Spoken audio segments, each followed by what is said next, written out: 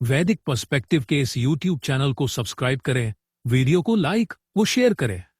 ओम आनासत्या त्रिभ्य एकादशैः इह देवेभ्यः यातं मधुपेयम् अश्विना प्राआयुः तारिष्ठं निहरपांसि मृक्षतं सेधतं द्वेषः भवतं सचा भुआ। आ जाओ जो असत्य नहीं है, 3 अर्थात त्रिसप्त, 11 अर्थात इंद्रियों सहित यहाँ दिव्यकर्म करने वालों के साथ माधुर्य के पान के लिए हे अश्विना पुरुष औरत युगल, प्रकृष्ट रूपेण आयु को पार करते हुए, निरंतर पापों को द्वेष को दूर करते हुए, साधना करते हुए, संयुक्त होते हुए। यह मंत्र ऋग्वेद के प्रथम मंडल के 34वें सूक्त का 11वां मंत्र है। तो साधना पाद क्या है?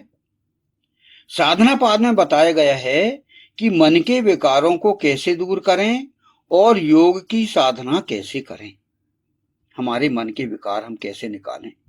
जब तक हमारे मन में विकार भरे रहेंगे, उनको निकालेंगे नहीं, तब तक हम आगे हमारा मन शुद्ध नहीं होगा। तो यह अध्याय हमें क्या करना चाहिए और कैसे करना चाहिए, दोनों का स्पष्ट मार्ग देता है। यह जो पतंजलि योग दर्शन का साधन पाद है, ये हमें क्या कहता है कि आपको क्या करना चाहिए और कैसे करना चाहिए, ये इसका मार्ग बताता है।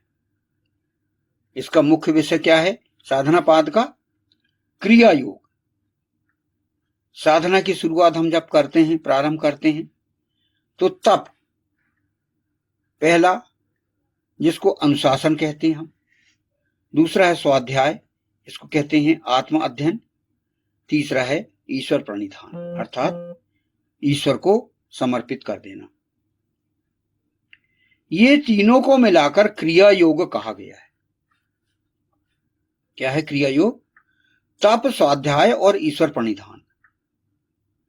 तप को हम अनुशासन, जिसको डिसिप्लिन कह सकते हैं, और स्वाध्याय अर्थात अध्ययन या आत्मा, अपने आत्म अध्ययन कहलाएगा, स्व अध्ययन कहलाएगा, स्वाध्याय कहलाता है जो हमारे आत्मा का अध्ययन, और ईश्वर प्रणिधान ये तीसरा है।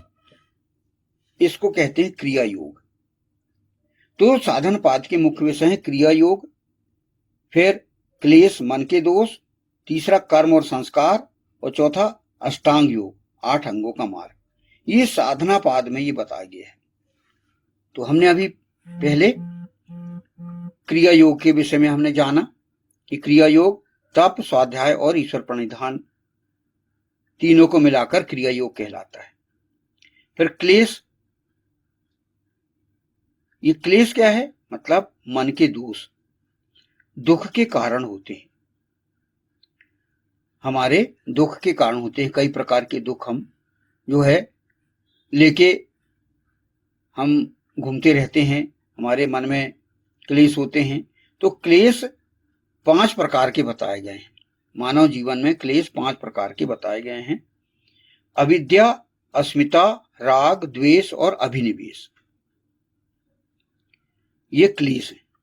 तो अविद्या क्या है? अविद्या है अज्ञान, हमको नॉलेज ना होना। दूसरा है अस्मिता अर्थात अहंकार, अपने आप को मैं कौन हूं, मैं क्या हूं, ईगो इसको कहा जाता है, वह है। ये सब दुख के कारण बताया जा रहा है। दूसरा है राग अर्थात आसक्ति, किसी के प्रति हमारी बहुत आसक्ति हो गई, किसी व्यक्ति के प्रति बहुत जुड़ गए हम, उसके खोने का डर हमें रहता है, तो ये हो गई आसक्ति। इसके कारण हमको दुख होता है, दुख में हम डूबे रहते हैं। चौथा है द्वेष अर्थात घृणा, किसी से हमको घृणा हो गई तो वो भी एक दुख का कारण हो जाता है। और अभिनिवेश यानी दुख बहुत गहराई में पहुंच गया है, बहुत वो है, और हमको मृत्यु का भय होने लगता है, ये भी दुख का कारण है। तो ये साधना पाद के मुख्य विषय के हम पढ़ रहे हैं।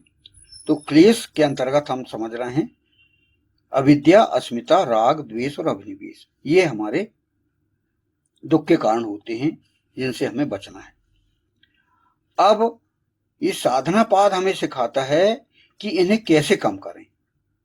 ये जो हमारे दुख जो हैं, हम दुख कैसे कम करें, ये यहां पर बताया गया है। तो है कर्म और संस्कार का हमें देखना पड़ेगा कि हम क्या कर्म करें और हम संस्कार क्या डालें। हमारे कर्म ही भविष्य बनते हैं।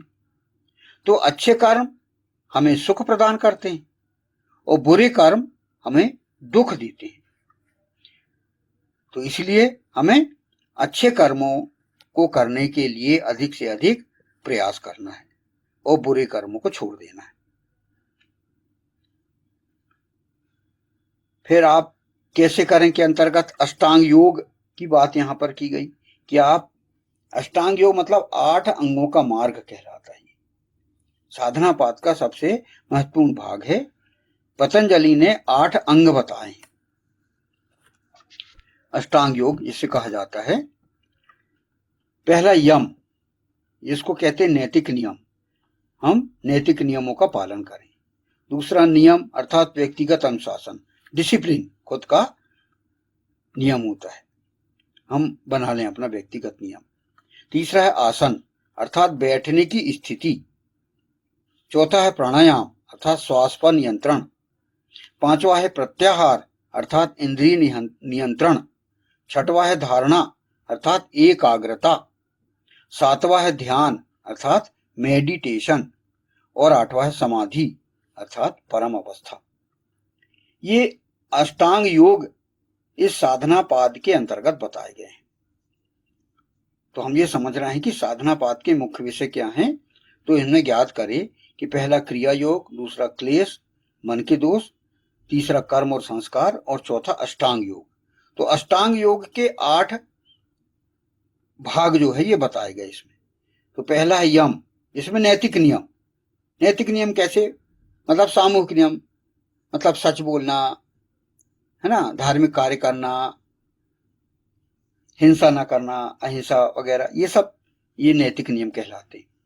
नियम मतलब आपके व्यक्तिगत नियम में आपका स्वयं का व्यक्तिगत डिसिप्लिन आप करो।